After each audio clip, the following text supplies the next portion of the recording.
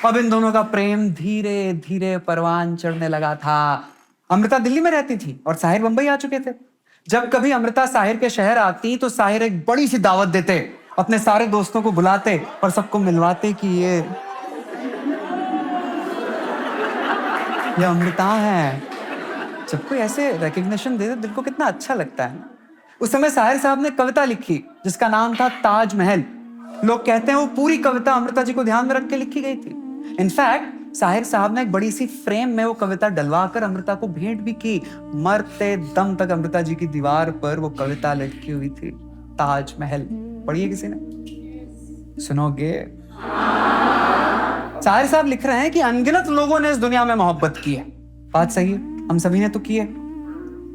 Important सवाल है, एक सेकंड। अगर आपको वाकई जिंदगी में कभी ना कभी किसी ना किसी से सच्ची मोहब्बत हुई है तो हाथ खड़े करो। अच्छा, कपल में आए हो तो कर लो, बाद में बहुत दिक्कत हो जाती है। मैंने एक शो में पूछा, राइट साइड में एक हस्बैंड वाइफ बैठे थे, वाइफ ने हाथ खड़ा किया, हस्बैंड ने नहीं किया। ऐसी उड़ती हुई कोनी देखी है। साहिर कह रहे हैं अनगिनत लोगों ने इस दुनिया में मोहब्बत की है। कौन कहता है कि सादिक ना थे जज्बे उनके, लेकिन उनकी मोहब्बत के लिए ना कोई ताश हीर का सम्मान, क्योंकि वो भी मेरी तरह मुफलिस थे। ऊपर से गया ना? समझा। साहिर कह रहे हैं देखो, मोहब्बत हर कोई करता है, लेकिन हर किसी की मोहब्बत को शाहजहां जितना रुतबा तो नहीं मिलता। पता है क्यों? क्योंकि गरीब हो तो। मैं नहीं कह रहा, साहिर कह गए। खैर, शाहजहां के कंपैरिजन में तो हम सब गरीब ही है ना यार। फिर वो पलटते हैं ताजमहल की तरफ और देखकर कहते हैं ये चमनजार, ये जमुना का किनारा, ये महल, ये दरो दीवार, ये ताक। एक शहंशाह ने दौलत का सहारा लेकर हम गरीबों की मोहब्बत का उड़ाया है मजाक। सोचकर देखो तो ताजमहल हर आशिक के मुंह पे एक थप्पड़ है। मैंने बना दिया, तो बना के दिखा। मेरे एक शो में फ्रंट रो में ना एक एल्डरली कपल बैठे थे, 70+ होंगे इजीली। तो मैंने उनसे पूछ लिया, मैंने कहा सर आपको मौका मिले तो आप मैम के लिए बनाएंगे ताजमहल? वो स्टिक के साथ आए थे। पहले तो खड़े हुए, फिर कहे जी जी बिल्कुल बनाएंगे, मरे तो सही।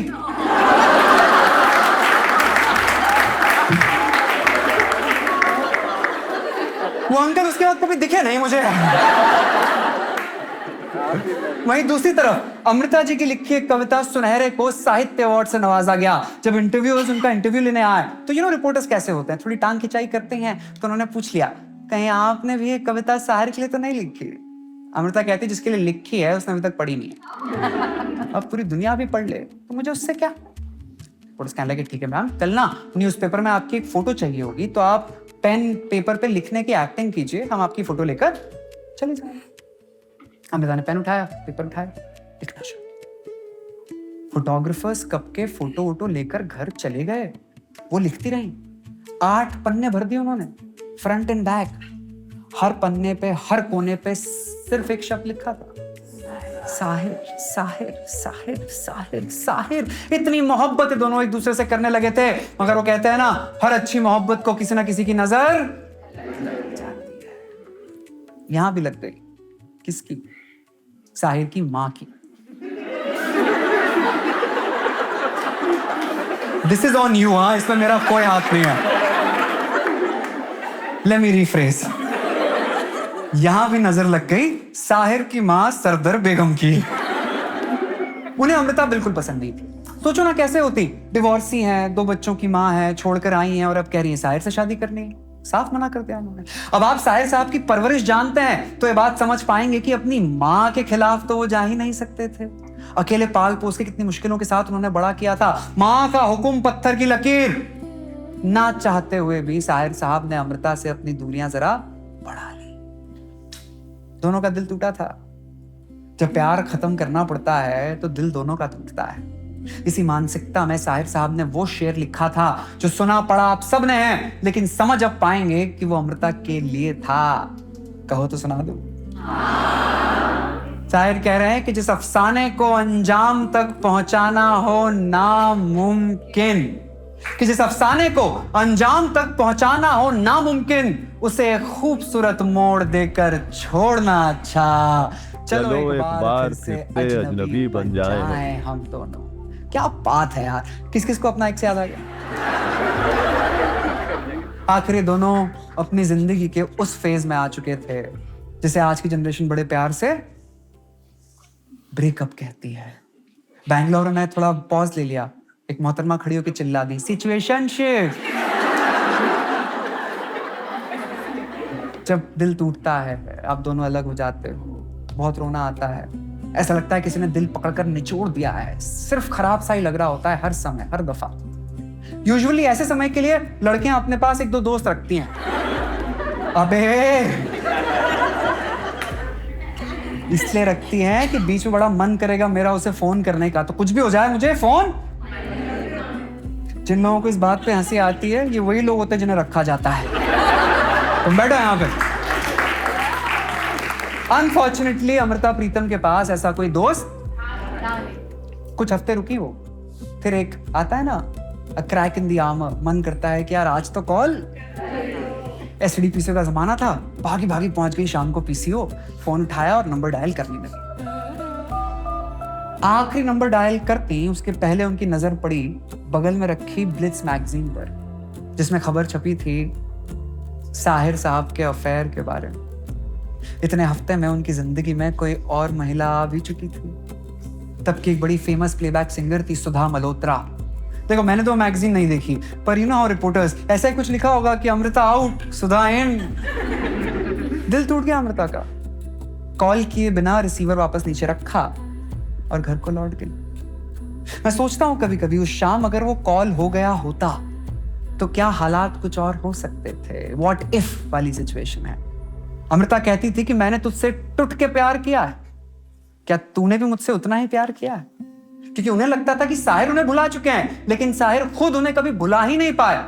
वो लिखते थे कि तुम मुझे भूल भी जाओ तो ये हक है, कि तुम मुझे भूल भी जाओ तो ये हक है तुम्हें, मेरी बात और है, मैंने तो सच्ची मोहब्बत की है। साहिर कहते हैं उन दिनों में अक्सर तुम्हारे घर के बगल वाली पान की दुकान पर जाकर खड़ा हो जाता था और घंटों तुम्हारी खिड़की की तरफ बस घूरता रहता था, हाथ में एक सोडे का गिलास, एक सिगरेट नहीं तो एक बीड़ी लेकर बस घंटों वहीं खड़ा हूं मैं, लेकिन तुम कभी दिखी। ये हरकत हम सबने कभी ना कभी की है। आप अभी करते हुए आ रहे हो, मुझे ऐसा लग रहा है। ये हरकत का क्या मतलब है? देखिए हम खड़े हैं यहाँ, हमें जाना है, उसका घर यहाँ।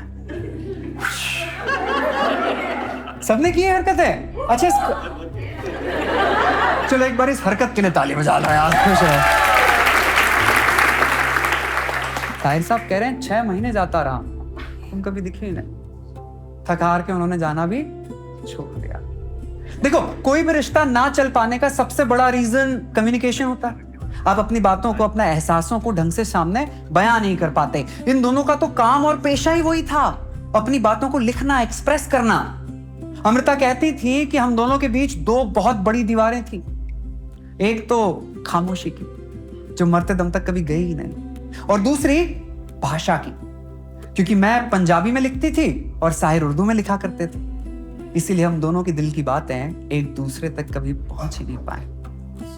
हर किसी का प्यार मुकम्मल होए जरूरी नहीं है। और इसी समय, इसी मानसिकता में साहिर साहब ने वो गाना तब लिखा जो तब के लोगों के लिए ब्रेकअप एंथम माना जाता था। सुनोगे? गाओगे? जाने वो कैसे लोग थे जिनके प्यार को प्यार मिला, हमने तो जब कलियां मांगी कांटों का हार मिला। जाने वो कैसे लोग थे जिनके प्यार को प्यार मिला। क्या सुर में गाया यार, so good। अमृता जी के दिल के बिखरे टुकड़े हर तरफ पड़े रहते थे। बहुत अकेला फील होता है यार जब दिल टूटता है ना। लेकिन तब उनके दिल के बिखरे टुकड़े समेटने आए हमारी कहानी के असल हीरो। ये कहानी साहिर साहब की नहीं है, ये कहानी अमृता की भी नहीं है, ये कहानी इस तीसरे शख्स की है जिससे मैं अब आपको मिलवाने जा रहा हूं।